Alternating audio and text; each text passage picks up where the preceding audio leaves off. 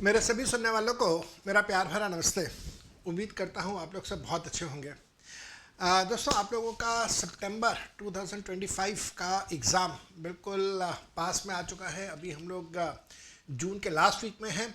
You are left with the month of August and July. 2 महीने भी आपके पास हैं और 2 महीने में आप लोगों ने अपनी अच्छे से तैयारी करनी है सितंबर के एग्ज़ाम के लिए।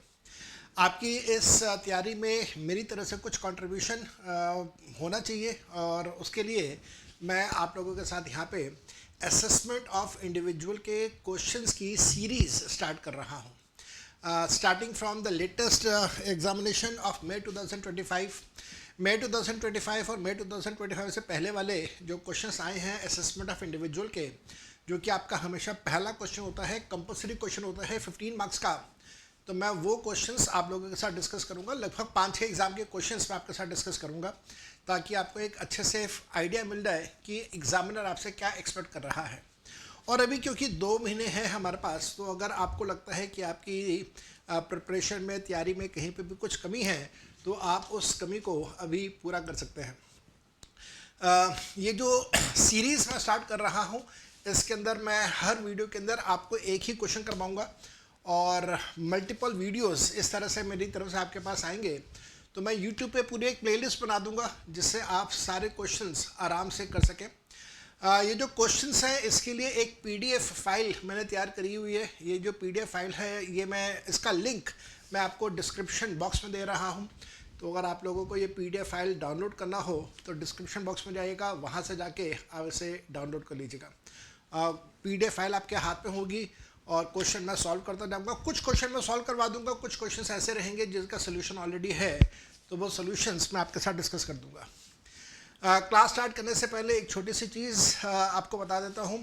आप इस समय अपने स्क्रीन के ऊपर जो इमेज देख रहे हैं, जहाँ पे मैं फुल स्क्रीन पे कैमरा पे हूँ, इस तरह से आप 3 अलग अलग इमेजेस देखेंगे। जैसे एक इमेज आपको ये वाली दिखाई देगी जहाँ पे स्प्लिट स्क्रीन है, कैमरा भी दिखाई दे रहा है, जहाँ पे मैं भी दिखाई दे रहा हूँ, साथ में जो राइटिंग एरिया है आपको वो राइटिंग एरिया भी दिखाई दे रहा है।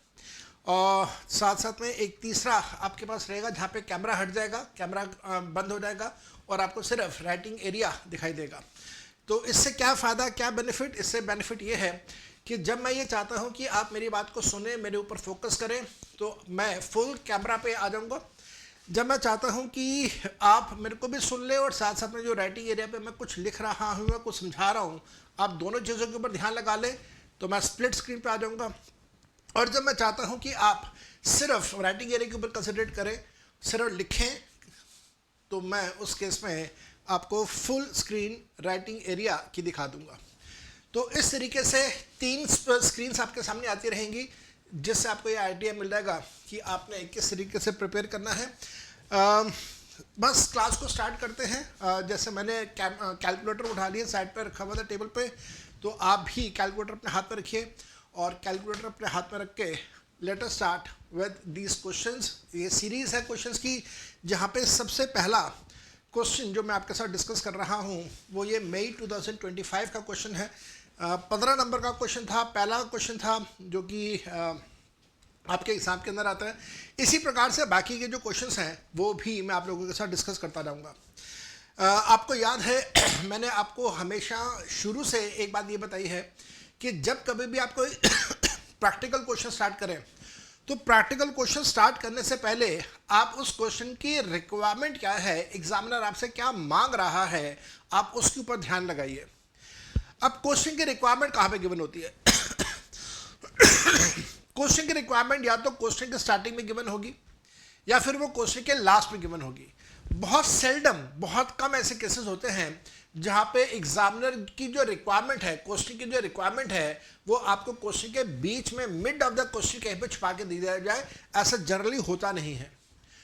तो क्वेश्चन की रिक्वायरमेंट आपको कहाँ पे मिलेगी? क्वेश्चन की रिक्वायरमेंट आपको मिलेगी या तो स्टार्ट ऑफ द क्वेश्चन या एंड ऑफ द क्वेश्चन। आइए जरा देखते हैं यहाँ पे इस क्वेश्चन में रिक्वायरमेंट कहाँ पे गिवन है। पहला पैराग्राफ पढ़ते हैं। एग्जामिनर कहता है, Mrs S.C. Bose, age 62 years, is a widow of a public sector employee who died during his services in the year 2011. तो एक व्यक्ति है उस व्यक्ति की डेथ हो गई जब वो नौकरी कर रहा था, ड्यूरिंग द जॉब उसकी डेथ हो गई 2011 में। 2025 चल रहा है, 2011 में डेथ हो गई, और उसकी विडो है जिसका नाम है मिसेस एस.सी. बोस, जिनकी उम्र 62 ईयर्स की है। तो यहाँ पे 62 ईयर्स रेलेवेंट है हमारे लिए काफ़ी, दो तीन बातों से रेलेवेंट है। एक तो अगर एग्जामिनर टैक्स कैलकुलेशन करने के लिए कहे और अगर आपको ओल्ड रिजीम फॉलो करना हो तो फिर उस केस में आप स्लैब नंबर 2 अप्लाई करेंगे, जो 3 लाख रुपए वाला स्लैब है। और इसी प्रकार से कुछ डिडक्शंस में भी इम्पैक्ट आता है इसका, अगर ओल्ड रिजीम की बात करते हैं तो। हालांकि न्यू रिजीम के अंदर अगर टैक्स लायबिलिटी कैलकुलेट करना हो तो एज और जेंडर मैटर ही नहीं करता, रेजिडेंशियल स्टेटस भी मैटर नहीं करता न्यू रिजीम के अंदर। देखेंगे एग्जामिनर क्या मांग रहा है, ओल्ड रिजीम मांग रहा है या न्यू रिजीम मांग रहा है, that remains to be seen. पढ़ते हैं दोबारा से। Mrs. S.C. Bose, age 62 years, is a widow of a public sector employee who died during the services in the year 2011. She earns income from business of running a flower bouquet shop at Kolkata, जैसे भी आप pronounce करें, and income from royalty from writing of books of sciences. अच्छा, अब यहाँ पे question आ रहा है, यहाँ पे मन में क्वेश्चन आता है मेरे, क्या royalty from writing of books of sciences, क्या ये भी उसकी बिजनेस एक्टिविटी है? अगर क्वेश्चन को ध्यान से पढ़ें तो यहाँ पे लिखा है business of running flower bouquet shop at Calcutta. तो यहाँ तक तो ये समझ आ रहा है कि उसका फूल बेचने का उसका बिजनेस है, उसका एक बुके शॉप है और वो फूल बेचते हैं वहाँ पे। तो ये तो उसका मेन बिजनेस एक्टिविटी है, ये बात तो समझ आ रही है। लेकिन क्या किताबें लिखना भी उसकी मेन बिजनेस एक्टिविटी है? अगर आप इसका इंटरप्रिटेशन है कि यस किताबें लिखना भी उसकी मेन बिजनेस एक्टिविटी है, तो फिर किताबों पे मिलने वाली रॉयल्टी उसकी बिजनेस इनकम है, खर्चा बिजनेस का खर्चा है। लेकिन अगर आपका इंटरप्रिटेशन ये निकलता है, जो कि नॉर्मल केसेस में होना चाहिए, कि साहब बुक्स लिखना उसकी मेन एक्टिविटी नहीं होगी, उसकी मेन एक्टिविटी जो है वो फूल बेचने की मेन एक्टिविटी है, किताबें लिखने की उसकी मेन एक्टिविटी नहीं है। अगर आपका ये इंटरप्रिटेशन आता है, जो कि मेरा भी इंटरप्रिटेशन यही है, तो उस केस में जो बुक्स लिखने की वजह से रॉयल्टी इनकम है वो उसकी इनकम फ्रॉम अदर सोर्सेज में आप टैक्सेबल करेंगे। अगर खर्चा है तो खर्चा भी आप इनकम फ्रॉम अदर सोर्सेज के खर्चे मानेंगे।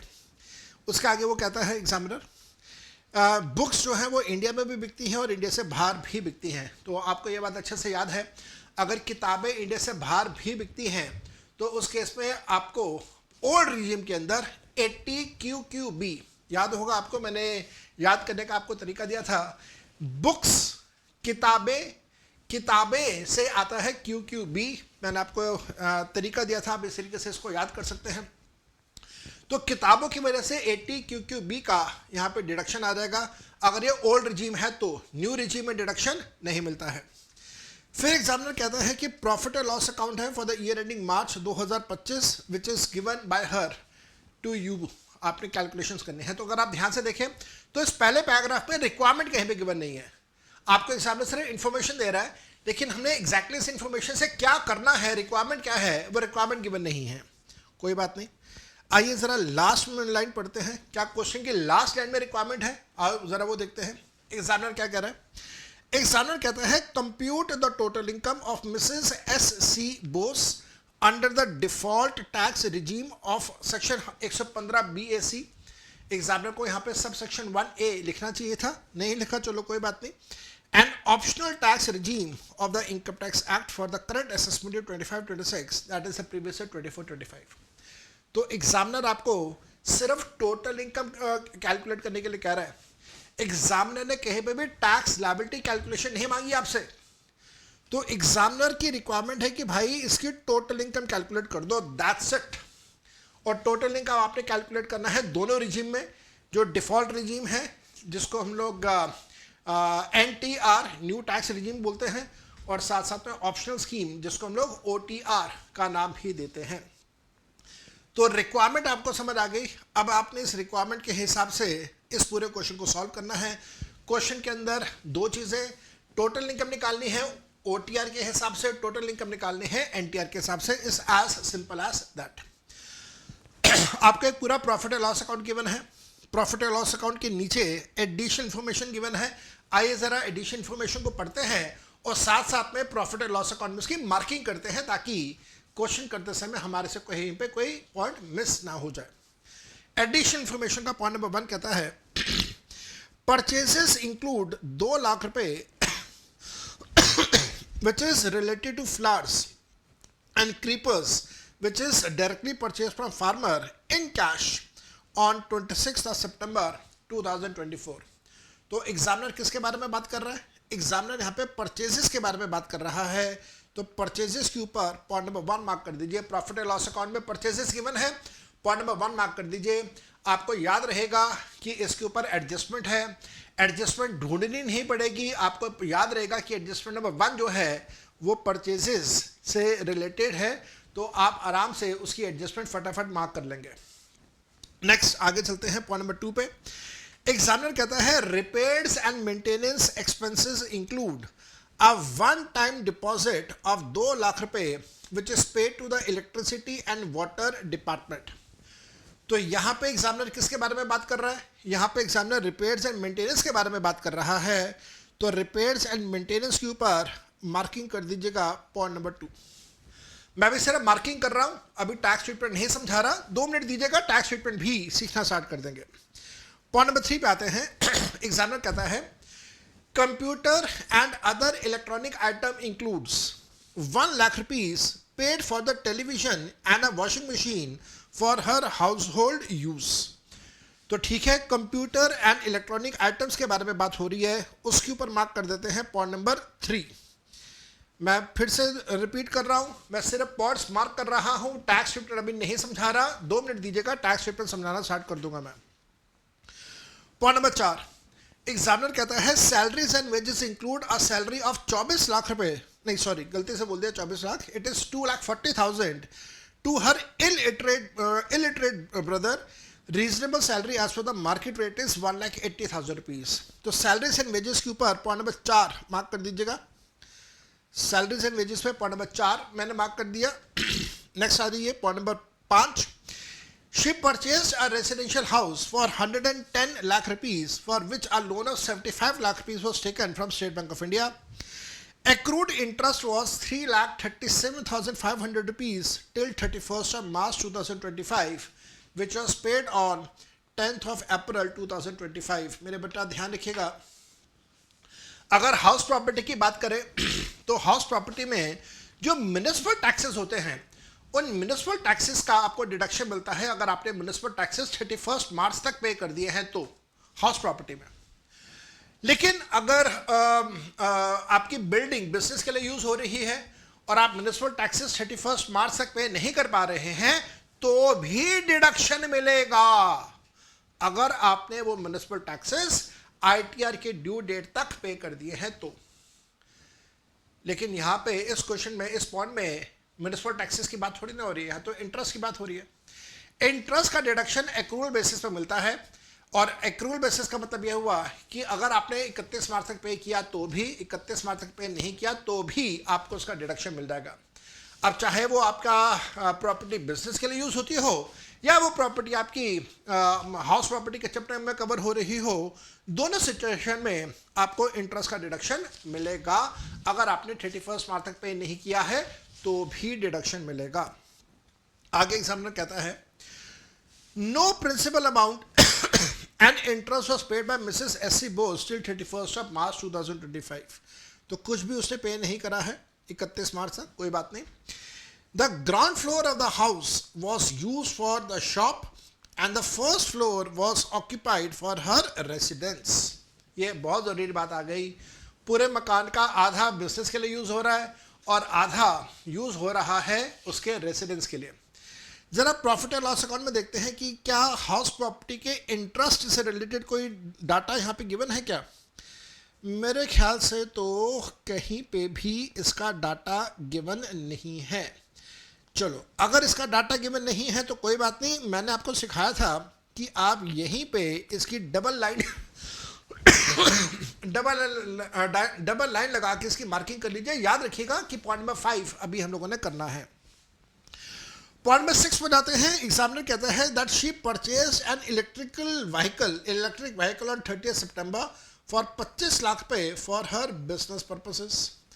तो अगर बिजनेस पर्पसेस के लिए है तो आपको दो बातें ध्यान रखनी है यहाँ पे। पहली बात, अगर तो ये इलेक्ट्रिकल व्हीकल इसने परचेज किया लोन लेके, तो लोन का जो भी इंटरेस्ट का अमाउंट होगा वो आप प्रॉफिट एंड लॉस अकाउंट में डेबिट करेंगे, क्योंकि कार बिजनेस यूज के लिए यूज हो रही है। अब आप कहेंगे नहीं सर, हमें तो पता है 80EEB में डिडक्शन मिलता है। बिल्कुल ठीक कह रहे हैं, 80EEB में डिडक्शन उस केस में मिलेगा जब आपको प्रॉफिट एंड लॉस अकाउंट में उसका डिडक्शन नहीं मिल रहा है। तो दैट मीन्स अगर आपकी ये कार पर्सनल यूज के लिए है तब आप कह सकते हैं कि मैं 80EEB का डिडक्शन क्लेम करूंगा। लेकिन ध्यान रखिएगा, यहां पे 80EEB का डिडक्शन नहीं आ सकता क्योंकि कार का बिजनेस यूज है। एक बात। दूसरा, क्वेश्चन में तो कहीं लिखा ही नहीं कि उसने लोन लिया है। क्वेश्चन में तो इंटरेस्ट की बात ही नहीं हो रही कहीं पे भी। तो इसका मतलब इंटरेस्ट ना तो पीएल अकाउंट में रहेगा ना 80EEB का रोल आएगा यहां पे। तो फिर क्या यहां पे कार का डेप्रिसिएशन कैलकुलेट होगा? Answer is big yes, car का डेप्रिसिएशन कैलकुलेट होगा। अब आपको याद है मैंने अपनी क्लासेस के अंदर आपको ये पॉइंट बड़ी स्पेसिफिकली लिखवाया था कि कार्स के केस में या अदरवाइज इलेक्ट्रिकल व्हीकल्स के केस में जो रेट ऑफ डेप्रिसिएशन है वो 15% का नहीं होता। जो रेट ऑफ डेप्रिसिएशन है वो 40% का है, 40% का है। हाथ जोड़ के रिक्वेस्ट है आप सबसे, खुदा का वास्ता मेरे को मैसेज मत करना, मेरे को कॉल मत करना। नहीं सर, मेरा दोस्त तो उस जगह पढ़ता है, उसको तो 15% बताया है। सर मेरा दोस्त तो वहां पढ़ता है, 15% बताया है। एंड हो सकता है, हाथ जोड़ के पहले से माफी मांग रहा हूं, हो सकता है कि सीए इंस्टीट्यूट का सजेस्टेड आंसर आए, उसके अंदर भी वो 15% कर दें, गलत कर दें। अभी तक आया नहीं है। जिस तारीख में मैं ये वीडियो रिकॉर्ड कर रहा हूं, ये वीडियो रिकॉर्ड कर रहा हूं 25 जून 2025, 25 जून 2025 को ये वीडियो रिकॉर्ड कर रहा हूं मैं। टाइम हुआ है शाम के 5:50। तो शाम के 5:30 तक इनका सजेस्टेड आंसर नहीं आया था। इसके बाद आ जाए तो मेरे को पता नहीं। अगर सजेस्टेड आंसर आया, जब भी आया डेफिनेटली आएगा तो सही, अगर उसके अंदर डेप्रिसिएशन 15% कर दिया तो भी हाथ जोड़ के रिक्वेस्ट है, मेरे को कॉल मत करना कि सर देखो सी इंस्टीट्यूट ने 15 कर दिया। 15% किसी ने भी अगर 15% कहा या किया वो 100% गलत है। इलेक्ट्रिकल व्हीकल्स के ऊपर रेट ऑफ डेप्रिसिएशन होता है 40% का। अब आपके मन में बात आएगी, सर आपकी बात क्यों माने? अगर सी इंस्टीट्यूट 15 कर रहा है तो हम आप 40 क्यों करें? आपकी बात क्यों माने? और इसी प्रकार से अगर हमारे दोस्तों के टीचर 15 कह रहे हैं तो हम 15 माने, आपकी बात क्यों माने 40% की? बड़ा लॉजिकल सा क्वेश्चन है भाई। क्यों माने? क्यों माने इसका रीजन मैं आपको देता हूं, देखिएगा ध्यान से। मैंने एक वेबसाइट है टैक्समैन, मैंने टैक्समैन का सब्सक्रिप्शन ले रखा है पढ़ने के लिए ऑब्वियसली। और टैक्समैन के सब्सक्रिप्शन में यहाँ पे अगर आप ऑब्जर्व करें, मैं थोड़ा सा अगर इनलार्ज करके आपको दिखा सकूँ तो सब्सक्राइब मॉड्यूल्स में मैंने इनकम टैक्स सब्सक्राइब किया हुआ है। इनकम टैक्स को जब मैं खोलता हूँ, खुल जा भाई, इनकम टैक्स खुल गया। इनकम टैक्स को जब मैं खोलता हूँ तो इसके अंदर income tax act, income tax rules सबके बारे में लिखा हुआ है। तो मैंने यहाँ पे इनकम टैक्स रूल्स खोले। जब मैं इनकम टैक्स रूल्स खोलता हूँ तो इनकम टैक्स रूल में मेरे को अच्छे से पता है कि इनकम टैक्स रूल्स का रूल नंबर 5 जो है वो डेप्रिसिएशन से रिलेटेड है। लिखा हुआ रूल नंबर 5 डेप्रिसिएशन। मैंने इसको खोला, लेकिन मेरे बच्चे ध्यान रखिएगा रूल नंबर 5 के अंदर डेप्रिसिएशन से रिलेटेड सारी बातें लिखी हुई हैं। जैसे आपको याद है ना वो 180 डेज वाला कंसेप्ट, 180 डेज से कम पुट टू यूज है तो आधा डेप्रिसिएशन लगता है एंड सो ऑन। ये बातें रूल नंबर 5 में लिखी हुई हैं, लेकिन rate of depreciation rule number 5 में गिवन नहीं है। रेट ऑफ डेप्रिसिएशन जो है वो अपेंडिक्स में गिवन है, जो इनकम टैक्स रूल्स में है। तो आओ जरा अपेंडिक्स में चलते हैं। अरे आजा भाई, क्यों नाराज हो रहा है? राज हो रहा है। ये लो जी, अपेंडिक्स पे जाते हैं। अपेंडिक्स अपेंडिक्स अपेंडिक्स कहाँ है भाई अपेंडिक्स? तू ये रहा आने वाला है। रूल पे आगे, rule rule rule rule rule rule rule, ये भी रूल्स चल रहे हैं, रूल चल रहे हैं, रूल्स। मैं स्क्रॉल कर रहा हूँ, नीचे जा रहा हूँ। रूल्स रूल्स, अपेंडिक्स कहाँ गया? आजा भाई, क्यों नाराज कर रहा है? हाँ हाँ, rule rule rule rule, forms आ गए।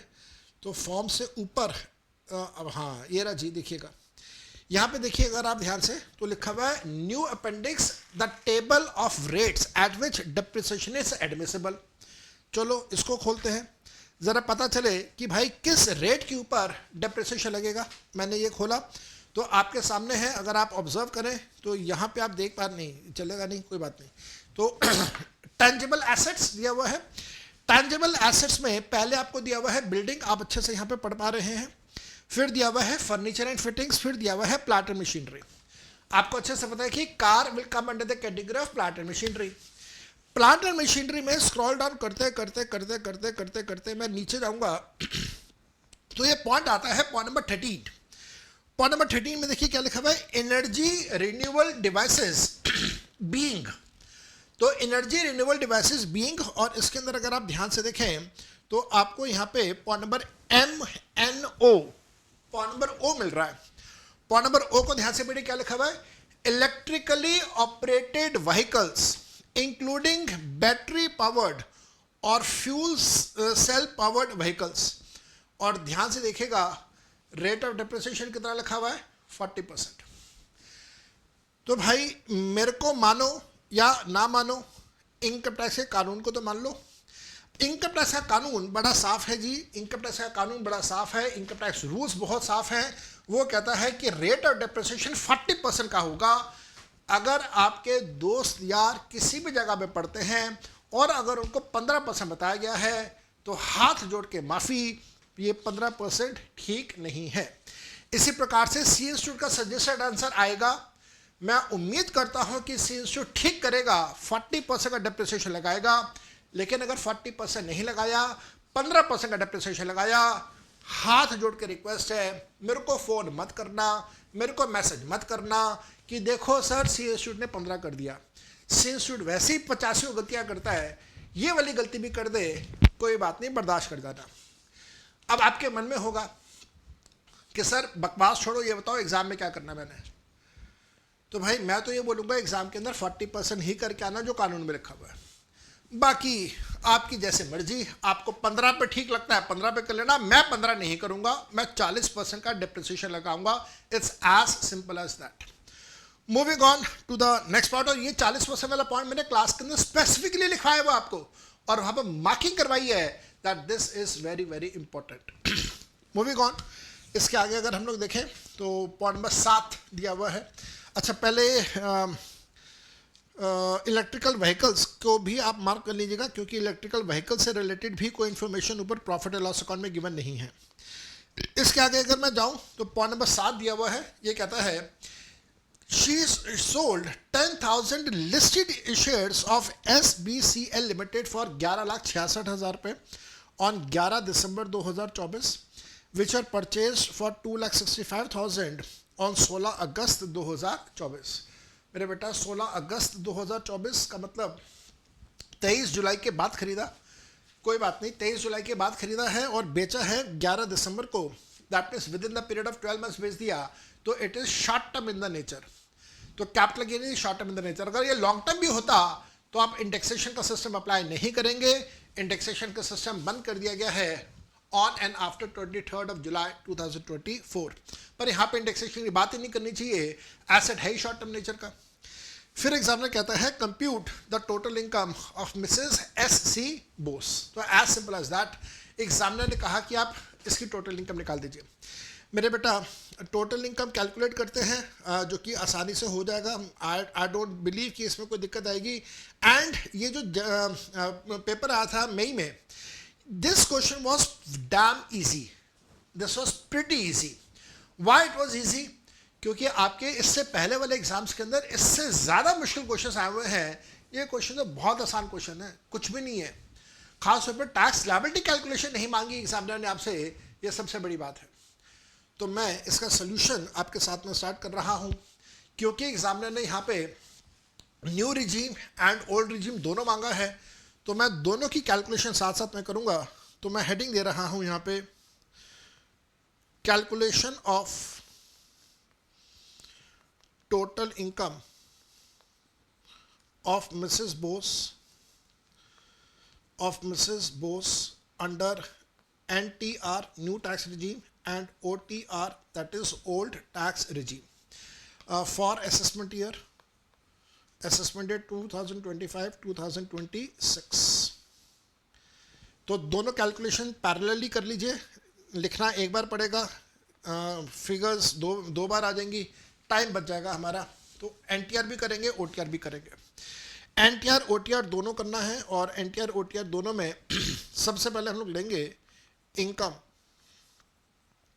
From salary. पूरे क्वेश्चन में कहीं पे भी सैलरी का कोई जिक्र नहीं है, तो income from salary will become zero in both cases. Then we have income from house property. मैं वर्किंग नोट नंबर 1 पे चला जाता हूँ, वहाँ पे जाके इसकी कैलकुलेशन कर लेंगे और फिर यहाँ पे लिख देंगे। Then we have income from profits and gains of business and profession. Working note number 2 पे चला जाता हूँ, वर्किंग नोट नंबर 2 से फिगर्स उठाएंगे, यहाँ पे लिख देंगे। देन हमारे पास आता है इनकम फ्रॉम कैपिटल गेन्स। मैं वर्किंग नोट नंबर 3 पे जाऊंगा, वहाँ से उठाऊंगा इसको और यहाँ पे लिख दूंगा। देन हमारे पास आता है income from other sources. Working note number 4 पे जाऊंगा, मैं वहाँ से उठाऊंगा, यहाँ पे लिख दूंगा। इन सबको जब मैं ऐड कर दूंगा तो मेरे पास आ जाएगा ग्रॉस टोटल इनकम। देन यहाँ पे मेरे को लेस करना है डिडक्शंस। यहाँ पे जो मेरे को लेस करना है वो है डिडक्शंस। ध्यान रखना हमेशा। वर्किंग नोट नंबर 5 में जाऊंगा। न्यू रिजीम के अंदर डिडक्शन नहीं अलाउ किए जाएंगे। डिडक्शन अलाउ होते हैं 4, ओनली 4 डिडक्शंस अलाउड अगर हम लोग एनटीआर न्यू रिजीम की बात करते हैं।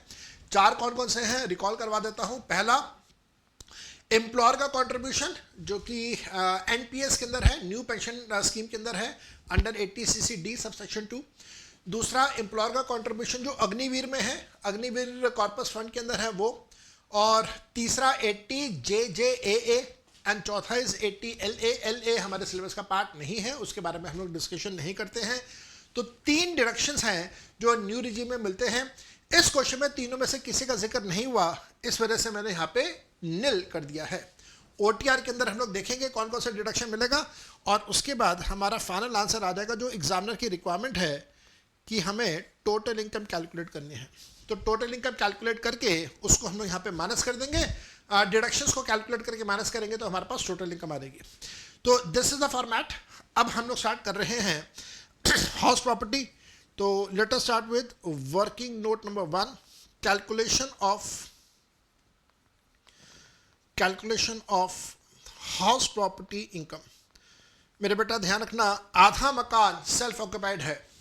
अब क्योंकि आधा मकान सेल्फ ऑक्यूपाइड है तो न्यू रिजीम के अंदर और ओल्ड रिजीम के अंदर उसका टैक्स ट्रीटमेंट क्या रहेगा। Calculation of house property income, half house is SO। SO stands for self occupied, आधा मकान सेल्फ ऑक्यूपाइड है। तो आप सबको याद है सेल्फ ऑक्यूपाइड के केस में GAV इज ऑलवेज 0, चाहे NTR हो या OTR हो। म्युनिसिपल टैक्सेस पेड का कोई डाटा हमारे गिवन नहीं है, अगर गिवन होता तो हम लोग उसको रिड्यूस ना करते क्योंकि मकान सेल्फ ऑक्यूपाइड है। देन हमारे पास यहाँ पे आया NAV, नेट एनुअल वैल्यू, ये भी रहेगा 0। 24A में हमें स्टैट्यूटरी डिडक्शन मिलता है। Statutory deduction is always 30%, 30% of 0 will be 0। And then we have 24B, that is interest on BC. BC stands for borrowed capital. तो interest on borrowed capital। अब इससे रिलेटेड, borrowed capital से related data हमें given है।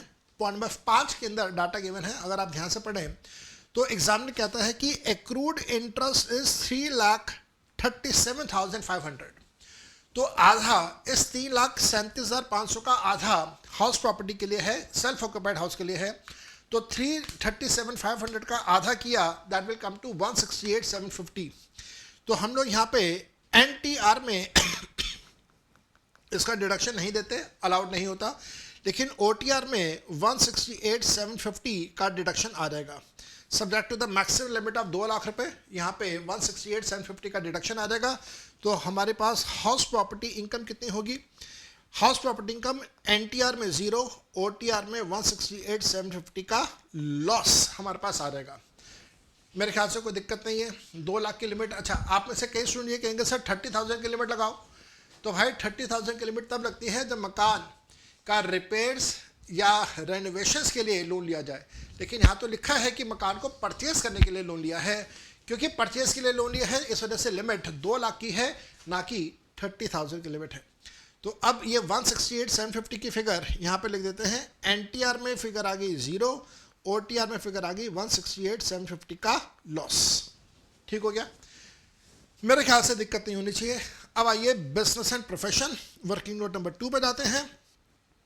Business and profession, business and profession, तो calculation of PGBP income, calculation of PGBP income दोनों में करेंगे, एनटीआर में भी करेंगे और ओटीआर में भी करेंगे, दोनों में करेंगे जी, दोनों में करेंगे। ओटीआर एनटीआर दोनों में हम लोग कैलकुलेशंस करेंगे। तो यहाँ पे स्टार्ट आप कहाँ से करेंगे? हमेशा स्टार्ट आप करेंगे नेट प्रॉफिट से। नेट प्रॉफिट का कितना अमाउंट गिवन है, आओ ज़रा ध्यान से पढ़ते हैं। नेट प्रॉफिट का अमाउंट गिवन है जी आपको, ये रहा 20,69,000 रुपीज़। तो मैंने यहाँ पे लिखा जी 20,69,000, दोनों तरफ लिख दिया, सेम फिगर दोनों तरफ आ गई। ठीक, अब जैसे मैंने आपको सिखाया था, अगर आप उस वैसे करना चाहो तो ठीक, अगर आपके पास कोई और आसान तरीका है वैसे कर लीजिएगा। मैंने आपको ये सिखाया था कि आप हमेशा प्रॉफिट और लॉस अकाउंट की इनकम साइड से स्टार्ट करिए। तो ये वाली जो इनकम साइड है यहाँ से स्टार्ट करिए, हमेशा आपके लिए चीज़ें आसान रहेंगी, दिक्कत नहीं आएगी। आपको पहला पॉइंट दिया हुआ है सेल ऑफ फ्लावर बुकेज। तो फ्लावर बुकेज का सेल है 36,75,000 रुपीज़ का, इसमें कोई एडजस्टमेंट गिवन नहीं है, बहुत अच्छी बात है।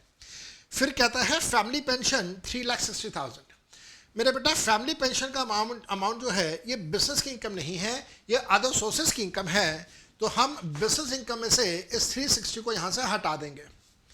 इसी प्रकार से royalty from California university for book sold foreign exchange is brought to India is 4,25,000 rupees. अब अगेन अगर आपने क्वेश्चन को जब पढ़ा, जो फर्स्ट लाइन आपने पढ़ी, फर्स्ट लाइन देखिए क्या लिखा हुआ है। कहता है that she earns income from business of running of flower bouquets at Calcutta and income from royalty from writing of books of sciences and sales in India and abroad.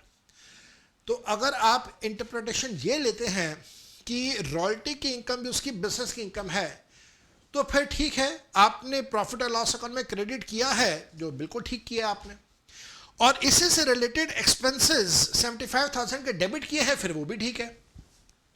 लेकिन मेरी तरह अगर आपका इंटरप्रिटेशन है, मेरा इंटरप्रिटेशन ये है कि भाई रॉयल्टी है तो ये अदर सोर्सेज में जाना चाहिए, बिजनेस एंड प्रोफेशन में नहीं जाना चाहिए। तो अगर आपकी ये इंटरप्रिटेशन है तो फिर डेफिनेटली मैं बोलूँगा कि 425 को आप अदर सोर्सेज में लेके जाइए और बिजनेस इनकम कैलकुलेट करते समय आप इसे 425 को ऐड बैक कर दीजिए।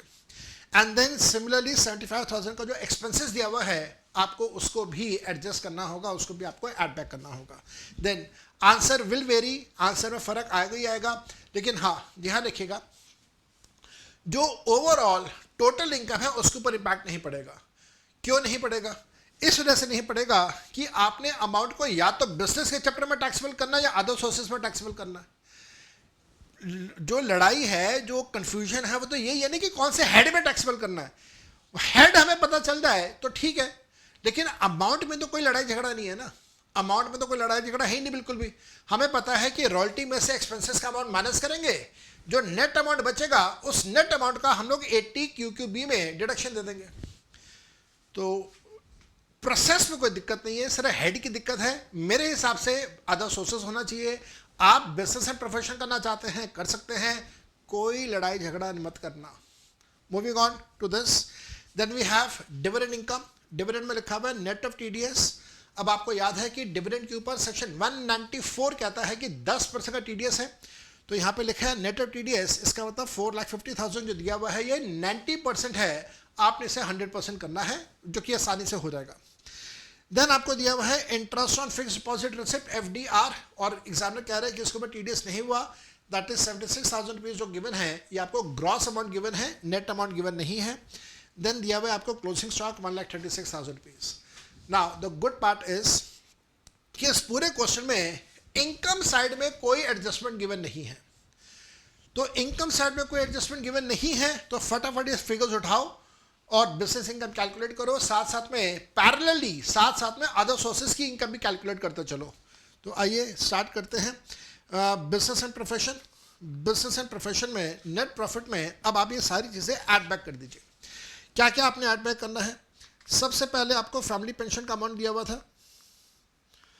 फैमिली पेंशन का अमाउंट है 3,60,000 रुपये। मतलब ऐड बैक का मतलब, मैं गलती से बार बार ऐड बैक कह रहा हूँ, ये लेस हो जाएगा, मतलब इनकम में से लेस हो जाएगा, प्रॉफिट में से लेस हो जाएगा। देन आपको रॉयल्टी का अमाउंट गिवन है, रॉयल्टी का अमाउंट 4,25,000 का गिवन है। मैं इसको यहाँ पे लेस कर रहा हूँ क्योंकि मेरे हिसाब से रॉयल्टी का पैसा बिजनेस एंड प्रोफेशन में ना होके अदर सोर्सेज में होना चाहिए। अगर आप कहते हैं कि नहीं साहब ये तो बिजनेस एंड प्रोफेशन में ही होगा, तो फिर इस 425 को यहाँ पे लेस मत करना लेस। अच्छा, उसके बाद आपको डिविडेंड का अमाउंट दिया हुआ है, डिविडेंड का अमाउंट नेट आपको दिया हुआ है। नेट कितने का दिया हुआ है? आपको 4,50,000 का दिया हुआ है नेट। आप इसको भी यहाँ पे लेस कीजिए क्योंकि ये अदर सोर्सेज में जाएगा। उसके बाद आपको इंटरेस्ट गिवन है, interest on fixed deposit receipt आपको गिवन है कितना, ये ग्रॉस है, तो आपको इसे ग्रॉस करने की ज़रूरत नहीं है। ऑलरेडी जो 76,000 दिया हुआ है ये ग्रॉस ही दिया हुआ है, तो 76,000 यहाँ पे आ गया, तो यहाँ तक कोई दिक्कत नहीं है। जो भी प्रॉफिट एंड लॉस अकाउंट में गिवन था मैंने वो सारी एडजस्टमेंट्स यहाँ पे मार्क कर दी हैं। अब क्योंकि मेरे को ये बात पता है, आपको ये बात पता है कि ये सब कुछ अदर सोर्सेज की इनकम है, तो भाई साथ साथ में अदर सोर्सेज भी कर लेते हैं। ये है मेरा वर्किंग नोट नंबर 2 और मैं जाता हूँ साथ साथ में वर्किंग नोट नंबर 4 पे। वर्किंग नोट नंबर 4 मेरे ख्याल से नेक्स्ट पेज पे कर लूँ तो शायद और अच्छा रहेगा। तो इसको मैं यहाँ से हटा देता हूँ और वर्किंग नोट नंबर 4 मैं साथ साथ में यहाँ पे कर लेता हूँ। Working note number 4, calculation of income of other sources, IOS, again NTR and OTR, दोनों में आपने कैलकुलेशंस करनी है, दोनों में आपने कैलकुलेशंस करनी है। तो सबसे पहले आपकी कैलकुलेशन सबसे पहले आपका अमाउंट कौन सा आएगा? सबसे पहले आपको दिया हुआ है फैमिली पेंशन। फैमिली पेंशन के लिए हमारे पास सेक्शन है, सेक्शन नंबर 56 सब सेक्शन 2। फैमिली पेंशन का अमाउंट कितना है? फैमिली पेंशन का अमाउंट गिवन है 3,60,000 रुपये। और हम सबको याद है कि आपको यहाँ पे डिडक्शन मिलता है अंडर सेक्शन 57। कई लोग एग्जेम्पशन कहते हैं, वैसे ये एग्जेम्पशन नहीं है, डिडक्शन है। तो सेक्शन 57 में इसका डिडक्शन मिलता है आपको। डिडक्शन कितना मिलेगा साहब? डिडक्शन मिलेगा लोअर ऑफ, लोअर किस किस का? लोअर मिलता है point A 1/3 of family pension. तो 360 का 1/3 हमने किया तो वो आ गया 1,20,000। एंड बी अमाउंट में हम लोग लिखते हैं मैक्सिमम लिमिट। अब मैक्सिमम लिमिट कितनी है? आप सबको याद है मैक्सिमम लिमिट, अगर न्यू रिजीम की बात करें तो न्यू रिजीम के अंदर मैक्सिमम लिमिट है 25,000 की, और अगर ओल्ड रिजीम की बात करें तो ओल्ड रिजीम के अंदर मैक्सिमम लिमिट है 15,000 की। तो न्यू रिजीम के अंदर आपने 25,000 रुपीज़ लेस करना है, तो 3,60,000 माइनस 25,000 3,35,000 रुपये आ गया। और अगर OTR की बात करें तो आपने 15,000 पे लेस करना है, तो यहाँ पे 3,45,000 रुपीज़ आ जाएगा। तो आई डोंट थिंक कि आपको इसके अंदर कोई दिक्कत रही होगी। फैमिली पेंशन का पैसा 56 के हिसाब से अदर सोर्सेज में और 57 के हिसाब से आपको उसका डिडक्शन मिल जाता है। देन आप आइए पॉइंट नंबर 2 पे, जो कि रॉयल्टी का अमाउंट है। Royalty from sale of books, किताबें बेच के आपको रॉयल्टी आ रही है। आपका जो भी रॉयल्टी का अमाउंट है उसमें से आप एक्सपेंसेस ऑफ बुक्स माइनस कर दीजिए, क्योंकि आपने हमेशा नेट अमाउंट लेना है। रॉयल्टी का पैसा सेक्शन 56 में रहेगा, एक्सपेंसेस का अमाउंट सेक्शन 57 में रहेगा। आपको याद है, मैंने आपको ये बात सिखाई हुई है कि 3 सेक्शन है अदर सोर्सेज में, 56, 57, 58। सेक्शन 56 में इनकम्स के बारे में बात होती है, सेक्शन 57 में एक्सपेंसेस के बारे में बात होती है। वो एक्सपेंसेस जिनको लेस करना अलाउ किया गया है from the income of section 56। Section 58 के अंदर उन एक्सपेंसेस की बात होती है जिनको लेस करना अलाउ नहीं किया गया है from the income of section 56। तो क्योंकि यहाँ पे एक्सपेंसेस है तो आप एक्सपेंसेस को लेस करेंगे। रॉयल्टी का अमाउंट कितना है? रॉयल्टी का अमाउंट गिवन है 4,25,000। एक्सपेंसेस ऑफ बुक्स आपको प्रॉफिट एंड लॉस अकाउंट में दिया हुआ है। एक्सपेंसेस ऑफ बुक्स देखिएगा ये रहा। एक्सपेंसेस ऑफ बुक्स यहाँ पे दिया हुआ है 75,000 रुपीज़। तो आप इस 75,000 रुपीज़ का अमाउंट यहाँ पे माइनस कर दीजिए। कहाँ है भाई, कहाँ गया, ये रहा। तो 75,000 रुपीज़ आपने यहाँ पे लेस किया, तो 4,25,000 minus 75,000 will give me the amount of 3,50,000 रुपये। तो चाहे वो ओल्ड रिजीम हो तो चाहे वो न्यू रिजीम हो, आप रॉयल्टी का पैसा 3,50,000 रुपीज़ इसके अंदर शो करेंगे। देन पॉइंट नंबर 4 पे अगर पॉइंट नंबर 3 पे अगर मैं आऊँ तो पॉइंट नंबर 3 में हमारे पास क्या आएगा? यहाँ पे हमारे पास आएगा interest on fixed deposit receipt, FDR। आपको दिया हुआ था कितने का? 76,000 रुपीज़ का। ये ग्रॉस था। और इसी प्रकार से पॉइंट नंबर 4 पे अगर मैं आऊँ, डिविडेंड का अमाउंट आपको 4,50,000 रुपये गिवन है, जो कि नेट है। तो आपने इसे ग्रॉस में कन्वर्ट करना है। हम सबको अच्छे से पता है कि सेक्शन 194 के हिसाब से जो इसका TDS रेट है वो 10% का है। That means this is equal to 90% after TDS। मेरे को ग्रॉस करना है, 100% निकालना है, तो दिस विल बी 5 लाख रुपए एंड यहाँ पे भी 5 लाख रुपए। तो जब मैं इन सबको ऐड कर दूंगा तो मेरे पास इनकम फ्रॉम अदर सोर्सेज का अमाउंट आ जाएगा। कितना आएगा income from other sources? 335 plus 350 plus 76,000 plus 5 lakh. तो income from other sources will be 12,61,000 in case of NTR। और OTR में सिर्फ 10,000 का फर्क रहेगा तो इट विल बी 12,71,000 रुपीज़। तो NTR एंड OTR दोनों के अंदर मैंने अमाउंट कैलकुलेट कर दिया। इन अमाउंट को उठाइए और ऊपर जहाँ पे आप मेन कैलकुलेशंस कर रहे थे वहाँ पे लिख दीजिए। सो दिस इज NTR में 12,70 नहीं, NTR में कितना था? NTR में था 1261।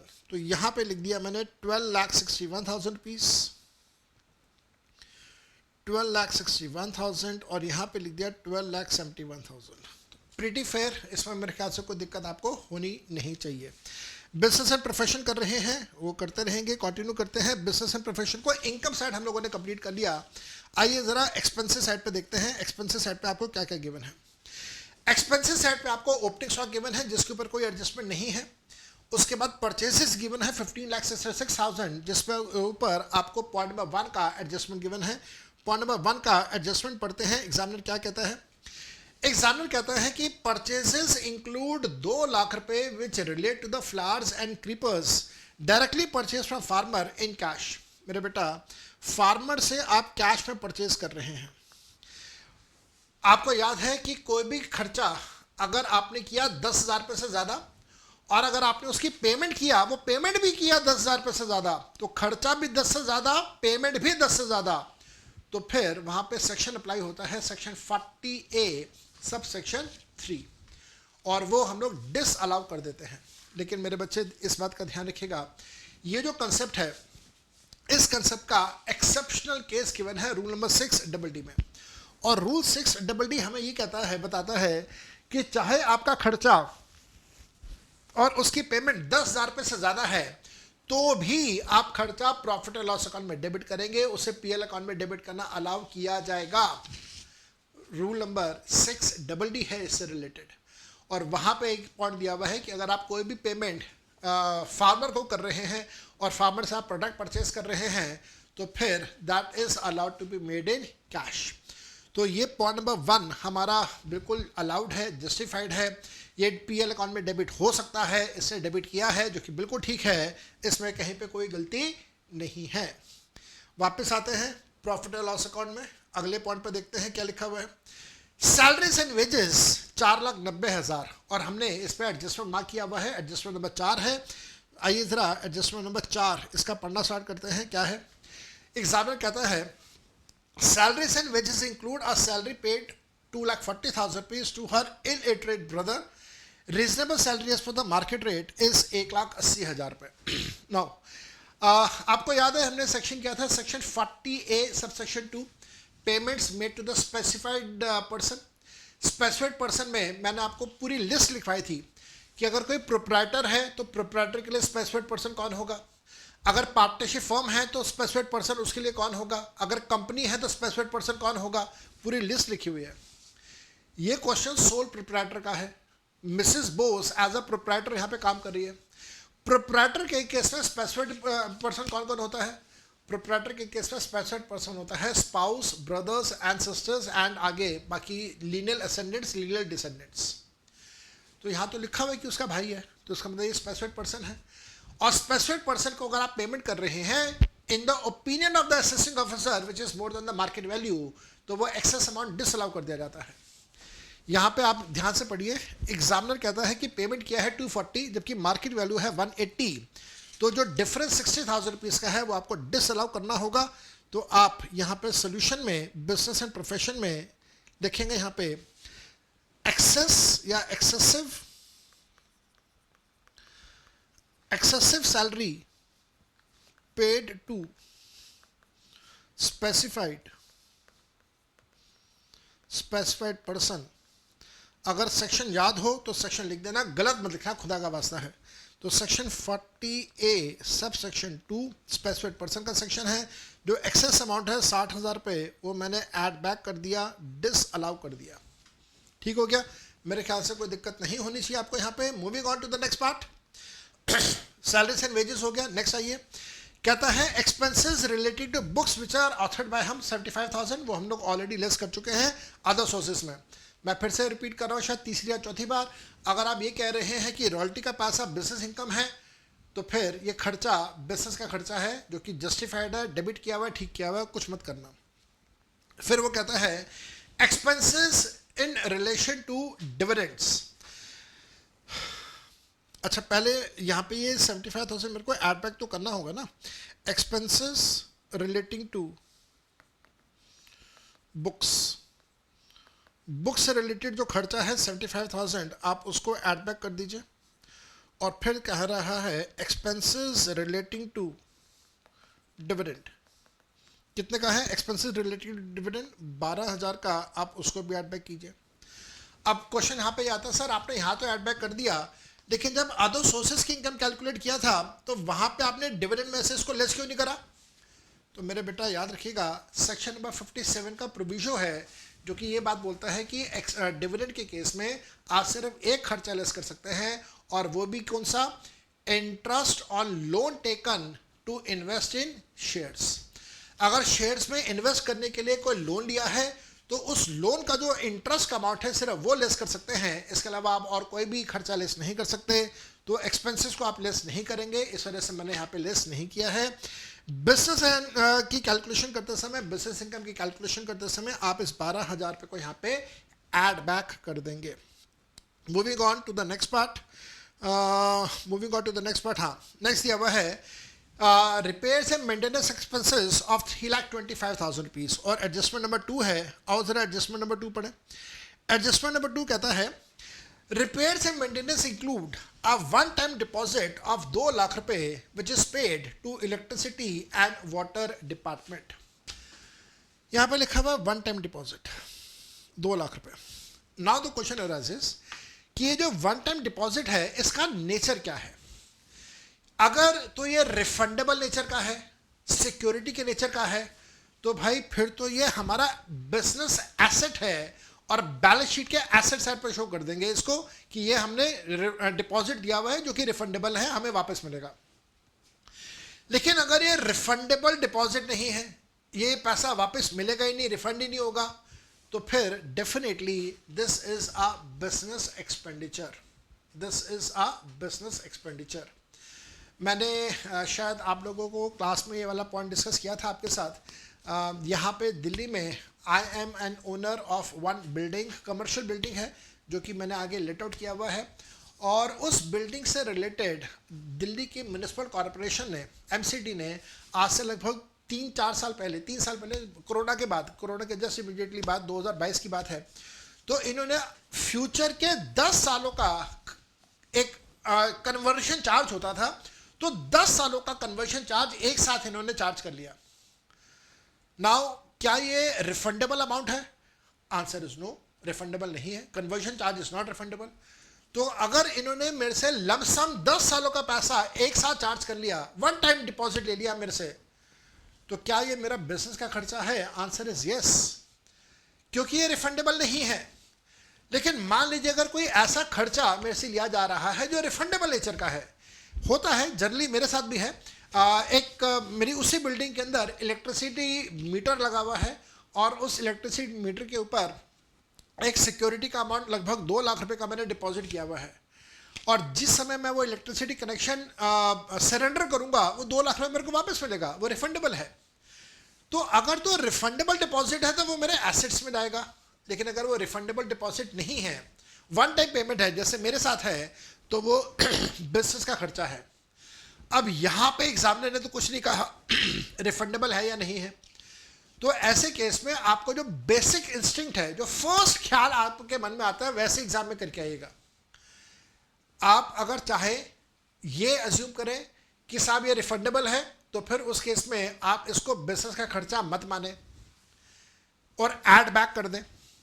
लेकिन अगर आप कहते हो नहीं सर ये रिफंडेबल नहीं है, तो उस केस में ये बिजनेस का खर्चा आप मानेंगे, डेबिट हुआ है तो बिल्कुल ठीक हुआ है। अब जैसे आप अज्यूम करेंगे वैसे उसका आंसर चेंज होगा। मैं सेफ साइड पर चलता हूं, मैं इसे रिफंडेबल मान लेता हूं, और क्योंकि मैं इसे नॉन रिफंडेबल मान लेता हूं, और क्योंकि ये नॉन रिफंडेबल है इस वजह से पीएल अकाउंट में डेबिट कर देते हैं। लेकिन अगर मैं इसे रिफंडेबल मानूं तो, क्या ये बिजनेस का खर्चा है? मेरे ख्याल से नहीं है। चलो इसे रिफंडेबल मान लेते हैं, तो यहाँ पे आ जाएगा one time deposit assumed to be refundable। क्योंकि ये assumed to be refundable है, इस वजह से ये बिजनेस का खर्चा नहीं है, और क्योंकि ये बिजनेस का खर्चा नहीं है, इस वजह से 2 लाख रुपए को मैंने ऐड बैक कर दिया OTR as well as NTR दोनों में। तो आप जैसे ठीक समझें इसको आप वैसे ट्रीट कर सकते हैं। देन रिपेयर्स एंड मेंटेनेंस के बाद आपको दिया हुआ है amount which is paid to IIT Chennai for scientific research purposes. ये बड़ा मज़ेदार पॉइंट है। आप सबको ये वाली बात याद होनी चाहिए कि अगर आप न्यू रिजीम के अंदर फॉलो कर रहे हैं, तो न्यू रिजीम के अंदर साइंटिफिक रिसर्च का पैसा पीएल अकाउंट में डेबिट करना अलाउ नहीं किया गया है। It is not allowed as a business expense. लेकिन ओल्ड रिजीम के अंदर लेस होगा, तो यहाँ पे मैं donations to scientific research association new regime के अंदर 35,000 रुपये का अमाउंट मैं ऐड बैक कर रहा हूं, जो कि ओल्ड रिजीम के अंदर ऐड बैक नहीं होगा। फर्क आ गया? तो आप ये सोच रहे थे कि साहब जब सब कुछ सेम चल रहा है तो OTR NTR अलग अलग क्यों कर रहे हो, एक ही चीज़ कर दो। लेकिन आपके सामने है, फ़र्क आ गया, दोनों की कैलकुलेशंस में यहाँ पे फ़र्क आएगा। Then moving on to the next part, examiner कहता है computer and other electronic items is 4,50,000 rupees which are purchase on 1 December 2024। तो दिसंबर 24 है, तो इसका मतलब पुट टू यूज़ 180 डेज से कम है। याद है 3 अक्टूबर वाला कंसेप्ट मैंने आपको दिया था, 30 सितंबर नहीं है, 3 अक्टूबर है। तो 3 अक्टूबर वाला कंसेप्ट मैंने आपको दिया था, उससे पहले है तो फुल, उसके बाद है तो हाफ। तो यहाँ पे दिसंबर है, आधा डिप्रिसिएशन मिलेगा। लेकिन इसके ऊपर पॉइंट नंबर 3 का एडजस्टमेंट गिवन है, जरा वो पढ़ते हैं। पॉइंट नंबर 3 का एडजस्टमेंट क्या कहता है? पॉइंट नंबर 3 का एडजस्टमेंट कहता है that computer and other electronic items include 1 lakh रुपए which is paid for the television and washing machine for her household use. तो बेटा टीवी और वॉशिंग मशीन उसके घर पे इस्तेमाल हो रहा है, जो घर पे इस्तेमाल हो रहा है उसके ऊपर आपको डेप्रिसिएशन नहीं मिलेगा। दैट मीन्स 4.5 लाख रुपए में से 3.5 लाख के ऊपर कंप्यूटर का डेप्रिसिएशन मिलेगा और साथ में 1 लाख के ऊपर डेप्रिसिएशन नहीं मिलेगा। इस बात का आपको ध्यान रखना है। इसके साथ साथ में मेरे बच्चे एक बात का और ध्यान रखिएगा, कंप्यूटर्स के ऊपर डेप्रिसिएशन रेट होता है 40%। अब इलेक्ट्रिकल व्हीकल्स भी दिया हुआ है, उसके ऊपर भी 40% है। इस वजह से आप एक कॉमन ब्लॉक बनाएंगे, block of plant and machinery at the rate of 40%। Opening WDV आपको गिवन नहीं है, कोई बात नहीं। Add purchase and put to use, जो भी purchase and put to use है आप उसे purchase and put to use को यहाँ पे लिख दिए। अब purchase and put to use में आपको याद है मैंने बताया था ग्रेटर देन 180 और इक्वल टू 180 डेज अलग लिखिएगा, लेस देन 180 डेज अलग लिखिएगा, ताकि कैलकुलेशन में आपसे बिल्कुल भी कहीं पे कोई गलती ना हो। अब greater than equal to 180 days पे कौन सा? एग्जामिनर आपको ये बता रहा है कि उसने इलेक्ट्रिकल व्हीकल 30 सितंबर को परचेज करा है। कितने का परचेज करा है? 25 लाख का। इलेक्ट्रिकल व्हीकल पे 40% का डेप्रिसिएशन है, थोड़ी देर पहले मैंने आपको बता दिया। तो 25 लाख रुपए ग्रेटर देन और equal to 180 days and less than 180 days में आएगा आपका 3,50,000 रुपये। कैसे आया 3,50,000 रुपये? 4,50,000 रुपये में से 1,50,000 हटाया तो बाकी बच गया 3,50,000 रुपये। अगर आपने यहाँ पे लिखना हो 40% के आगे लिखना हो तो लिखिएगा कंप्यूटर एंड ईवी का मतलब है इलेक्ट्रिकल व्हीकल्स। उसके बाद आप यहाँ से लेस करेंगे। लेस में क्या लिखते हैं हम लोग लिखते हैं money received on transfer of asset. That is asset को अगर आपने बेचा तो उसमें जो पैसा मिला वो है हमारे पास 0। तो हमारे पास यहाँ पे क्लोजिंग वैल्यू कितना आएगा साहब? यहाँ पे हमारे पास क्लोजिंग वैल्यू कितना आएगा? हमारे पास जो क्लोजिंग वैल्यू आएगा वो क्लोजिंग वैल्यू होगा 28,25,3 रुपये। थोड़ा सा मैं से शिफ्ट कर देता हूँ ऊपर, जगह कम पड़ गई है। तो इसको मैं थोड़ा सा यहाँ पे ऊपर शिफ्ट कर रहा हूँ। ठीक है जी। अब अरे चल भाई। अब आप यहाँ पे डेप्रिसिएशन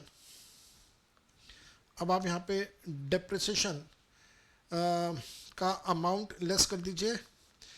25 लाख का 40% और 3.5 लाख का 40% का आधा।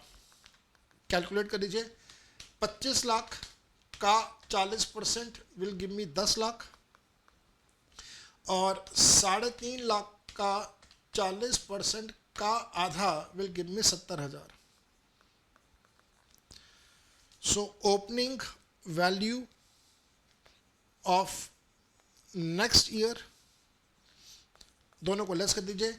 70,000 प्लस 10 लाख, टोटल आया आपके पास 10,70,000 माइनस 28,50,000, तो ये आ जाएगा 17,80,000। डेप्रिसिएशन में आप शो कर देंगे 10,70,000 का डेप्रिसिएशन। तो आप यहाँ पे लेस कर दीजिए डेप्रिसिएशन। वर्किंग नोट्स 10,70,000, यहाँ पे भी 10,70,000 का डेप्रिसिएशन आ जाएगा। इसको आप यहाँ पे लेस कर दीजिए डेप्रिसिएशन 10,70,000 रुपये। ठीक हो गया। उसके बाद प्रॉफिट एंड लॉस अकाउंट में और क्या गिवन है? उसके बाद ही प्रॉफिट एंड लॉस अकाउंट में और क्या गिवन है? बस हो गया प्रॉफिट एंड लॉस अकाउंट। तो फिर नेट प्रॉफिट दिया हुआ है।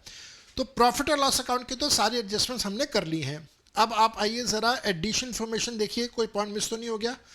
पॉइंट 1 हमने कर लिया, पॉइंट 2 हम लोगों ने कर लिया, 0.3 हम लोगों ने कर लिया, 0.4 हो गया, 0.5 में वो कह रहा है कि आधा वो बिजनेस के लिए यूज़ करता है, तो इंटरेस्ट का जो आधा पैसा है वो बिजनेस का खर्चा है, वो यहाँ पे माइनस कीजिए।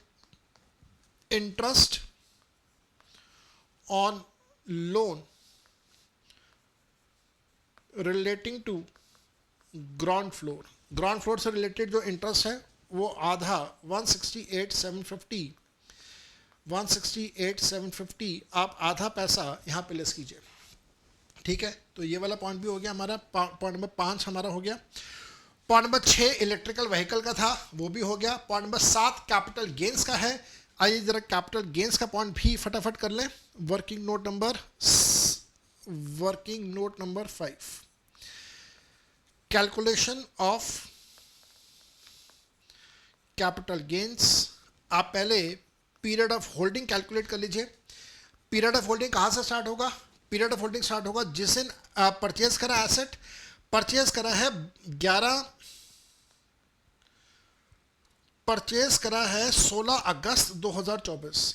तो 16 अगस्त 2024 से लेके इसने बेचा है 11 दिसंबर। तो मैंने आपको बताया था 11 दिसंबर को तो नया व्यक्ति ओनर बन गया। तो ये व्यक्ति ओनर कब तक माना जाएगा? एक दिन पहले तक। तो आप लेंगे 10 दिसंबर 2024। अब क्योंकि ये पीरियड ऑफ होल्डिंग जो है this is less than 12 months, इस वजह से नेचर क्या रहेगा? नेचर रहेगा शॉर्ट टर्म कैपिटल एसेट। और आपको ये बात अच्छे से याद है, जो एसेट का नेचर होता है वही कैपिटल गेन्स का नेचर होता है। एसेट शॉर्ट टर्म नेचर का है तो कैपिटल गेन्स भी शॉर्ट टर्म नेचर का होगा। तो कैलकुलेशन कीजिएगा, calculation of short term capital gains. Sale consideration आपको गिवन था, कितने का है भाई सेल कंसिडरेशन गिवन है 11,66,000 रुपये का। आपको सेलिंग एक्सपेंसेस का कोई डाटा गिवन नहीं है। हालांकि सिक्योरिटी ट्रांजैक्शन टैक्स की बात हो रही है, लेकिन आपको याद है 5th प्रोविजो ये कहता है कि सिक्योरिटी ट्रांजैक्शन टैक्स को लेस करना अलाउ नहीं करेंगे। तो हमारे पास नेट सेल कंसिडरेशन आ गया 11,66,000 रुपये। देन कॉस्ट ऑफ एक्विजिशन आपको ऑलरेडी गिवन है 2,65,000 रुपये। तो आप इसको लेस करेंगे तो शॉर्ट टर्म कैपिटल गेन आ जाएगा कितने का? 11,66,000 minus 2,65,000, that will give me 9,01,000 रुपये। तो 9,01,000 रुपये का शॉर्ट टर्म कैपिटल गेन्स आ गया। इस 9,01,000 रुपये को ऊपर टोटल इनकम की कैलकुलेशन में लिख दीजिएगा। कहाँ है भाई? ये रहा। तो 9,01,000 न्यू रिजीम, 9,01,000 ओल्ड रिजीम। ठीक हो गया। अब आ जाओ बिजनेस एंड प्रोफेशन की इनकम। उसकी सारी कैलकुलेशंस हमारी हो चुकी हैं, बस आपने टोटलिंग करनी है और आपके पास profit that is PGBP income आ जाएगा। और सिर्फ जो दोनों में फ़र्क रहेगा वो 35,000 का फ़र्क रहेगा, जो कि साइंटिफिक रिसर्च के खर्चे से रिलेटेड है। तो भाई यहाँ पे सारे फिगर्स एक ही बार में मैं आपको दिखा रहा हूँ। अब आप इसको फटाफट इसकी कैलकुलेशंस कर लीजिए। थोड़ा सा साइड हो जाता हूँ ताकि आप आराम से इसको देख पाएँ। तो ये है भाई 20,69,000। उसके बाद माइनस कर दीजिए 360, माइनस कर दीजिए 425, माइनस कर दीजिएगा 450, माइनस कर दीजिएगा 76, प्लस कर दीजिएगा 60, plus 75, plus 12, plus 2 lakhs, plus 35,000, minus 10,70,000 का डिप्रिसिएशन, माइनस 168,750 का interest. So this will give me the loss of 98,750। अब भाई अगर कैलकुलेशन में गलती हो तो माफ़ी दे देना, लड़ाई झगड़ा मत करना। अगर कैलकुलेशन में गलती हो तो लड़ाई झगड़ा बिल्कुल भी मत करना। 20,69,000, 360, 425, 450, 76, 75, 12, 60, 60. Then we have computer. क्या कंप्यूटर का परचेज का कोई अमाउंट गिवन था क्या? एक बार चेक करें। कंप्यूटर, हाँ कंप्यूटर परचेज भी तो दिया हुआ 450 का, वो मैंने ऐड नहीं करा, मेरी गलती है। आप कंप्यूटर का पैसा यहाँ पे ऐड बैक करिए। जो 4,50,000 रुपये इसने डेबिट किया हुआ है, तो आप उस 4,50,000 रुपये को ऐड बैक करिए, उसके बाद डिप्रिसिएशन आएगा। तो 4,50,000 रुपये का डिप्रिसिएशन, 4,50,000 है ना, ये 45 है, हाँ 450 है, तो ठीक है। तो इसके अंदर आपने 450 ऐड बैक करना है। तो ये वाली फ़िगर आपकी चेंज हो जाएगी साहब। ये फ़िगर अब आपकी कितनी आएगी? ये फ़िगर आ रही है 351,250। कंप्यूटर का पैसा 4,50,000 रुपये को ऐड बैक करना है आपने, डेबिट करना अलाउड नहीं है। मेरे से वो मिस हुआ था। और उसके बाद डिप्रिसिएशन लेस कर दिया, वन टाइम डिपॉजिट लेस कर दिया, भाई की सैलरी को लेस कर दिया, इंटरेस्ट लेस कर दिया, डोनेशंस को ऐड बैक कर दिया, ठीक है। तो मेरे हिसाब से ये अब फिगर आपकी बिल्कुल ठीक है। एक बार अगर मैं दोबारा से क्रॉस चेक कर लूँ, लेट मी क्रॉस चेक, एक बार क्रॉस चेक कर लेता हूँ। 20,69,000 minus 360 minus 425 minus 450 minus 76 plus 60 plus 75 plus 12 plus 2 lakhs plus 35,000 minus 10,70,000 minus 168,750 plus 4,50,000। तो आंसर इज 351,250, बिल्कुल ठीक है। अब आपने 35,000 रुपये का अमाउंट का डिफरेंस लेना है। सो दिस विल बी 316, 316,250 यहाँ पे ओल्ड रिजीम के अंदर आ जाएगा। तो हमने ओल्ड रिजीम न्यू रिजीम दोनों ले लिया। मेरे ख्याल से now the question is complete, नहीं अभी भी क्वेश्चन कंप्लीट नहीं है, अभी भी कुछ रहता है। तो पहले तो मैं यहाँ पे लिख देता हूँ 316,250 और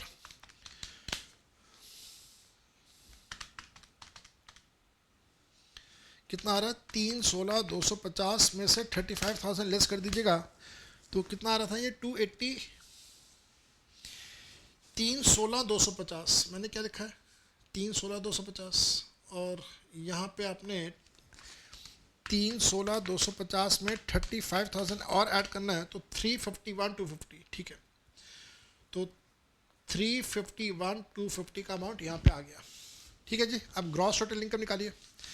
gross total income will be 351,250 plus 9,01,000 plus 12,61,000। This will give me 251,3250।